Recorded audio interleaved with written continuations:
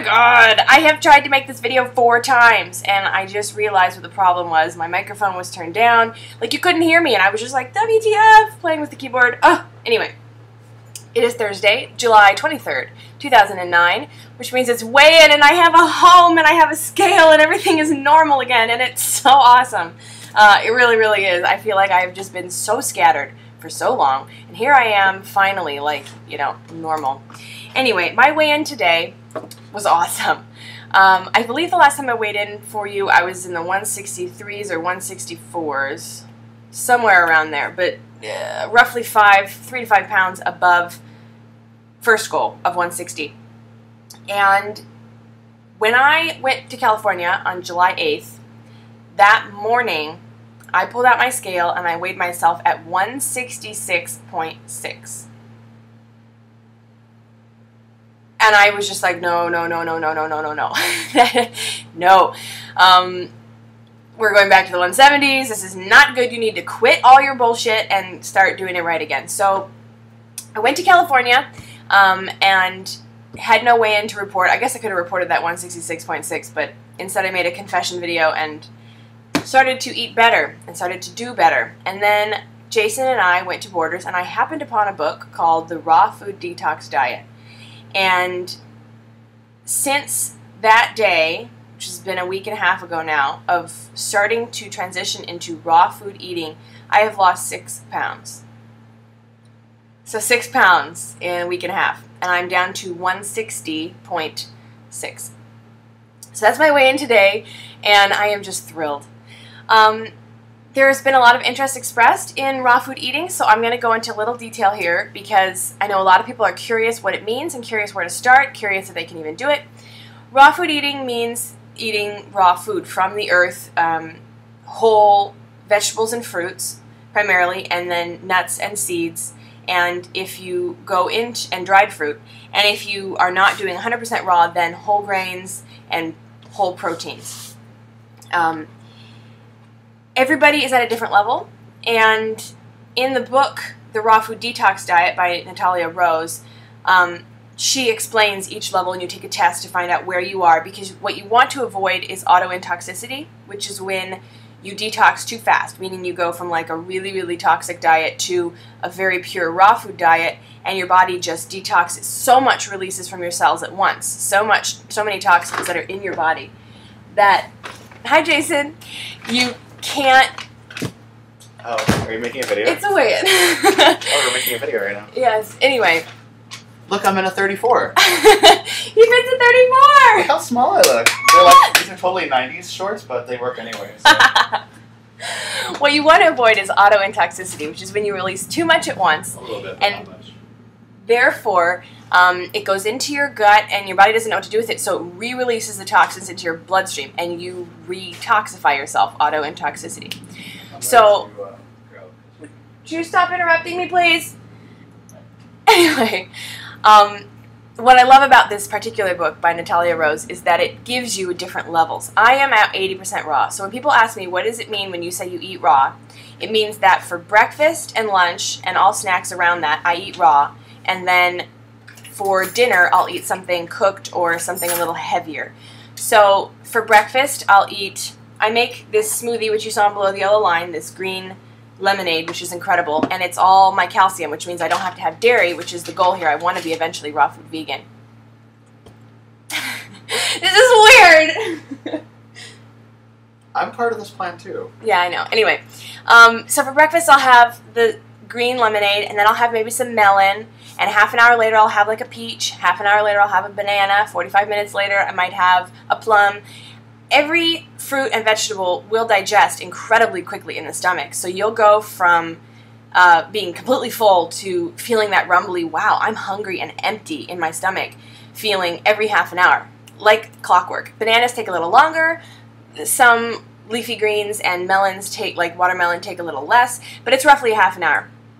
So that's just how I've been eating. I mean, literally just a progression of fruits all day long, and then transitioning into vegetables. Maybe I'll start with an avocado and then have cucumber and then some mushrooms and then some broccoli, or maybe I'll have a salad, a tomato, and every half an hour I eat something raw up to the point where I have sort of eaten a hell of a lot of vegetables and fruit and feel the need to eat something more substantial, at which point I'll probably have some nuts and seeds and dry fruit. That seems to be my preference right now, and I'll have that with like a glass of wine, and then a little later or a couple hours later I might have, you know, a vegan cookie or another nut bar or something that's all raw, and maybe some chocolate if it's raw chocolate. Dark. Anyway, that's sort of how my eating goes. To get a better idea of that, I recommend you check out the book. And as a really good supplementary reading, or I suppose the raw food book could be a supplement to the other book, I recommend you read In Defense of Food, because that book, which you can actually read without reading on my other channel, no, it's that way, isn't it? Woo! All turned around. Because I never knew how to apply it. Like reading In Defense of Food, I learned so much about how food interacts with the body and how eating certain ways are really, really good for you, but I never knew how to really implement it. And he gives a lot of tips, but this raw food diet really, really lays it all out there. Exactly how and when and why you should eat what you eat. And I have to tell you, I've never felt better. I mean, honestly, my skin is softer. My eyes don't get dry anymore. My mouth doesn't get dry. I mean, every piece of me feels better. I sleep a lot better. I don't have to drink nearly as much water because I'm getting heaps of it from all the fruits and vegetables I'm eating. It's really, really wonderful, and I feel incredible. I know a lot of people were commenting also like, raw foods, I'm so jealous, I could never do that. And my thought is, don't sell yourself short. Well, if I can do it, anyone can. You should make her that. If Jason can do it, anyone can. Don't sell yourself short. If somebody had told me a year and a half ago, you're going to become a raw food vegan, I would have just been like, funny, I'm going to go have more ice cream. And now it's like, it's not even really a question. I just know it's the next step of my life, and it's not just food, it's really my life. I mean, I feel alive and more powerful, more capable, more clear in my mind than I ever have before, I think, in my entire life.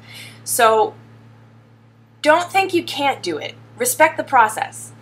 I mean, if somebody had told me I'd be eating non-processed a year and a half ago, I would have also laughed. But at some point, it became evident to me after losing some weight and learning more about health and wellness, I realized I had to switch to non-processed. And here we are a year later, it's not even a question. I just know I have to switch to raw foods. And you will hear more and more and more about this as the videos continue, because I'm never going to stop loving it, I don't think. But all I can say for now is I feel incredible. The weight loss speaks for itself, 6 pounds in 10, 11 days. And I don't expect to keep losing weight that fast, because I know a lot of that was just artificial gain and whatever. But I do expect to keep losing weight, and it's going to be easy. And I just know it's going to be easy. I just know it. So we'll see what my weight is next week. I have no idea.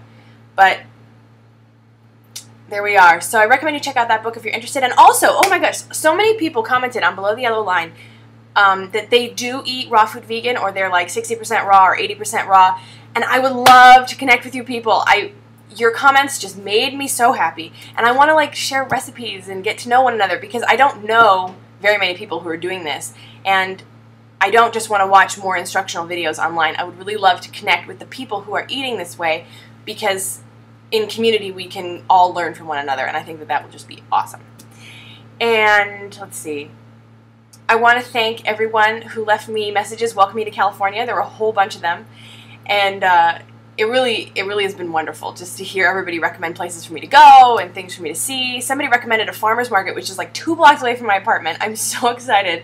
And just thank you so much for your warm welcome. Cali is beautiful, and I'm loving it here. And thank you enormously for your support on my last video. The point was not to make a rant video to be a drama queen, as I'm sure you all see, given the comments that were left. The point was to stand up for myself when I was provoked repeatedly by one person who continued to provoke me when she saw that it was going in a negative direction. I mean, the video was one thing, and I left comments on that video saying, "You're really out of line. I can't believe you would do this. The things you're saying are untrue, and it's completely rude and uncalled for." Her response was to then go leave a whole bunch of nasty comments all over Below the Yellow Line, not only attacking me, but attacking my subscribers, which is just completely uncalled for.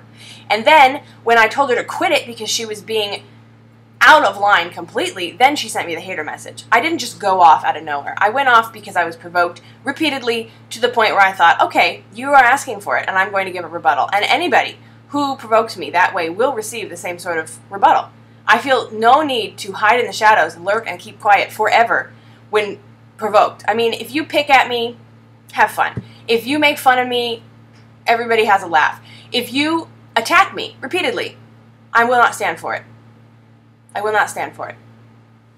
So Greg gets here tomorrow. Jason and I are going to go buy an armband so that he can have an iPhone on his arm when he's running as opposed to on the treadmill, and then we'll be going to the gym regularly. And I will see you Monday for Below the Yellow Line, and next Thursday, woo, because we're regular again on videos, for a weigh-in.